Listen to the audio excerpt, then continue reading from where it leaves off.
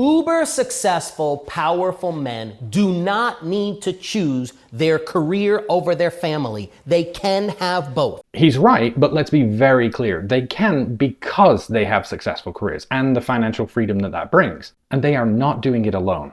And look, it's great to see Kyrie with his child after the game.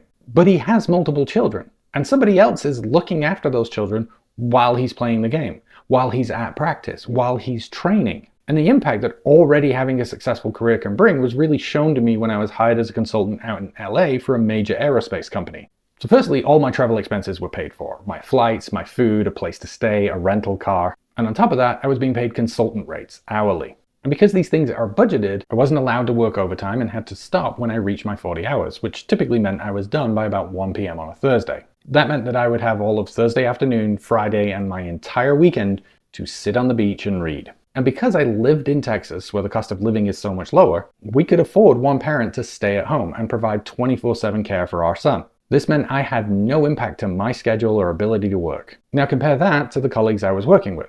They were not earning consultant rates. They were salaried at a much lower rate and were expected to put in grueling 50, 60-hour weeks or more. Many of them, to find affordable housing, had to commute an hour or more each way. And they definitely couldn't afford one parent to stay at home, so both parents were working, meaning they had to navigate the long hours with school drop-off and pick-up and finding and paying for childcare. And the only difference between us was where we were at in our careers. Now, as an employer, who are you going to look more favorably at? The employee who always puts in the hours, never asks for time off, and seems to have all of their energy 100% devoted to the job? Or the employee who constantly asks for time off to deal with kids, who has to work late to catch up on hours they miss, and generally seems to have a more chaotic life that pulls them away from their job? The answer is obvious, which then makes it all the harder to grow that career, to get out of survival mode, to where you can easily balance a successful career and family. And while more men than ever are taking on this role, the majority of childcare is still shouldered by women. And when someone tries to explain away the gender pay gap by saying that, oh, women work less hours,